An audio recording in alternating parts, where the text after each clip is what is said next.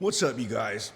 I'm going to discuss one of the most important cable machine exercises that I do for myself and my clients. It is as most of the exercises I like to do, it involves as much of my entire body as possible, from my toes to my fingertips. And it addresses a function or a challenge that is oftentimes underemphasized, or maybe we might not even be aware of as something to address. And this is called backward intention. Most traditional weightlifting exercises, and what I'm going to say is by no means a dig on them because they are foundational. The squat, the deadlift, the bench press, overhead press, even the pull-up, they tend to challenge the body in a vertical direction, up and down. Yet in real life, the things that challenge us,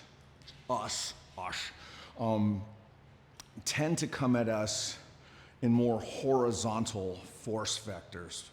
Like, sometimes I have 4 dogs, but I at least have 2 of them, and they're very strong. So when pretend I've got like 2 dogs on a leash, and if you guys walk dogs, even small dogs on a leash, every now and then, if they see a cat or another dog, they might go, blah, blah, blah, and then they pull you forward. And what I just did, that is called eccentric backward intention. So this is positive or concentric backward intention. And here's another example. You're at Costco, and you've loaded up your cart with 100 pounds of whatever. And then a little kid you're just talking and walking, and next thing, a little kid runs in front of your cart, and you have to go, whoa, to not crush him with your heavy grocery cart. This function, that shows up a lot in real life, so it's good to train it, okay? You can't see what I'm using here. It's just a standard run-of-the-mill 15-year-old free motion trainer. But I like to use, since I have, each of these cables has its own weight stack, I like to use 2 handles. This can also be done with a single handle, but be careful because a single handle, if it's attached in the center, it's going to swivel on you, so you have to be real careful. Otherwise, that thing can flip and you're going to eat it. But that's a deal. Anyway, just giving you precautions. So right now, and this is not real heavy, I have about 60 pounds of weight on this stack, and I'm just trying to take small little steps. I have set these cables low, so I am forced to use my legs in a low semi-squat position. So I'm gonna stop right here to just explain a little more in detail what's going on here. This thing is obviously pulling me forward. You can see my lats are engaged. I can actually do rows from this position. And by the way, if you do cable rows and you sit in a seat or you have something bracing your chest, if that works for you, that's great. But try just setting cables kind of at an elbow height, turning your body into the upholstery that you normally sit on like this, feel your legs, and then, and this is just an aside, but this is a full body expression. It's very powerful, but that's a different video. Sorry, I have a little ADHD, so I tend to get off the topic. All right, so anyway, what's going on here, you can see how my lats, I am bearing as much of the force that's entering me through these handles onto my lats.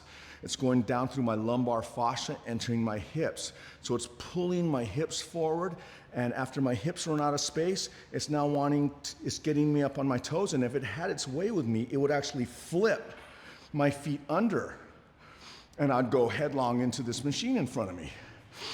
We're not gonna let that happen. So those are the forces. So in order for this to not happen, the muscle that opposes this is on the front outer edge of your shin. It's called your tibialis anterior.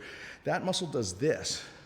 So, and I'm also using my calf muscles a whole bunch, all right? So it's a nice interplay of the two. If I get too high, my tibs have to contract and get my heels back on the ground, but to actually, once I'm rooted here, now my calves are working really hard.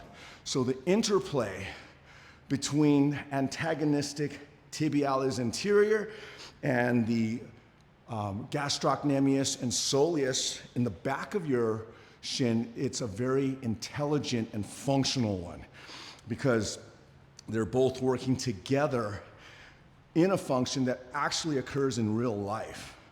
As much as I love the deadlift and the squat, few things that I've ever encountered in my real life look like that or feel like that, okay? Most of the challenges that I've encountered, and if you play field sports, you'll notice you tend to move in a horizontal direction.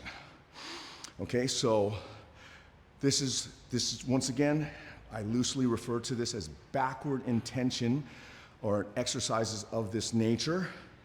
And I use this a lot with my older clients because they might be strong in goblet squats and kettlebell squats or any kind of squats and deadlifts, but if they don't have the connection of their feet into their knees, into their hips, then being able to stop this kind of a thing or being able to drag.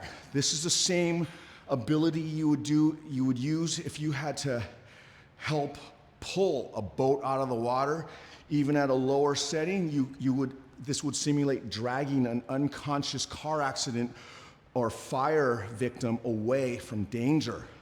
So this ability is extremely functional. If you can define function as simulating a situation that not only occurs in real life, but has been occurring in real life throughout as long as man has been walking upright, and maybe even before then. Okay? So I'm getting tired. I'm gonna put this down. But if you're not doing that, give it a try. Hope it helps, and much aloha.